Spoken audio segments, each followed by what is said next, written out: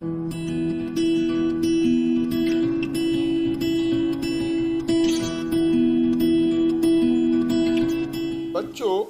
آج میں آپ کو حاتم طائی کے سبق کا دوسرا حصہ پڑھا رہا ہوں۔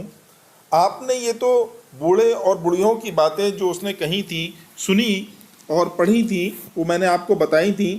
آج میں آپ کو بتا رہا ہوں دوسرا حصہ۔ تو یہ دونوں کی باتیں حاتم نے سنی، مردمی یعنی مردانگی اور مروت یعنی لحاظ سے بعید یعنی دور جانا کہ اپنے تئیں چھپائے اور جان کو بچا کر ان دونوں بیچاروں کو مطلب تک نہ پہنچائے۔ سچ ہے، اگر آدمی میں رحم نہیں تو وہ انسان نہیں، اور جس کے جی میں ہمدردی نہیں وہ قصائی ہے۔ درد دل کے واسطے پیدا کیا انسان کو، ورنہ طاعت کے لیے کچھ کم نہ تھے کرو بیاں۔ اللہ نے انسان کو اسی لیے پیدا کیا ہے کہ وہ ایک دوسرے کے درد کو سمجھ سکے، اس کی تکلیف کو دور کر سکے، ورنہ انسان بنانے کی ضرورت نہیں تھی۔ اگر محض عبادت کے لیے بنانا ہوتا خدا کو، انسان کو، تو اس کے لیے اعلیٰ درجے کے فرشتے کافی تھے، اور وہ اس کی عبادت پہلے بھی کرتے تھے اور ہمہ وقت قیامت تک اور قیامت کے بعد بھی کرتے رہیں گے۔ غرض حاتم کی جواں مردی نے نہ قبول کیا کہ اپنے کانوں سے سن کر چپکا ہو رہے، وہ باہر نکل آیا اور بوڑھے سے کہا کہ اے عزیز حاتم، میں ہی ہوں، میرے تئیں نوفل کے پاس لے چل، وہ مجھے دیکھے گا، جو کچھ روپے اس نے اقرار کیا ہے تجھے دیوے گا یعنی دے گا۔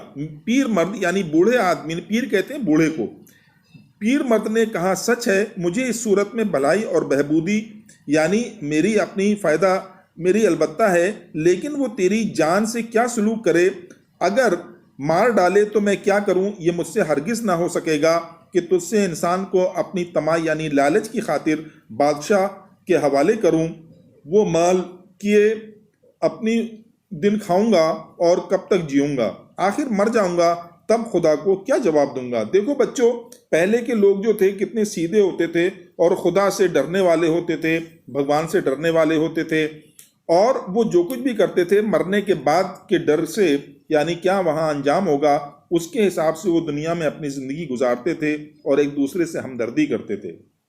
حاتم نے بہتیری یعنی بہت زیادہ منت یعنی خوشامد کی، مجھے لے چل، میں اپنی خوشی سے کہتا ہوں اور ہمیشہ اسی آرزو میں رہتا ہوں کہ میرا جان و مال کسو کے کام آوے تو بہتر ہے۔ کسو مطلب کسی۔ لیکن وہ بوڑھا کسو طرح راضی نہ ہوا کہ حاتم کو لے جاوے اور انعام پاوے۔ آخر لاچار ہو کر حاتم نے کہا اگر تو مجھے یوں نہیں لے جاتا تو میں اب آپ بادشاہ کے پاس جا کر کہتا ہوں کہ اس بوڑھے نے مجھے جنگل میں ایک پہاڑ کی کھو میں چھپا رکھا تھا۔ وہ بوڑھا ہنسا اور بولا بھلائی کے بدلے برائی، میرا نصیب۔ اس رد و بدل کے سوال جواب میں آدمی اور بھی آن پہنچے، بھیڑ لگ گئی، انہوں نے معلوم کیا کہ حاتم یہی ہے، حاتم کو پکڑ لیا اور حاتم کو لے چلے۔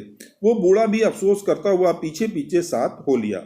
تو بچوں، آپ نے دیکھا کہ بوڑھا تو نہیں جانا چاہ رہا تھا، مگر حاتم اس کی مدد کرنا چاہتا تھا، اس لیے وہ اسے بادشاہ کے پاس اپنے آپ کو پہنچانا چاہتا تھا، مگر وہاں اور لوگ بھی آ گئے۔ بوڑھا تو نہیں لے جانا چاہتا تھا، مگر اس بھیڑ نے حاتم کو پکڑ لیا اور وہ بادشاہ کی طرف لے گئے۔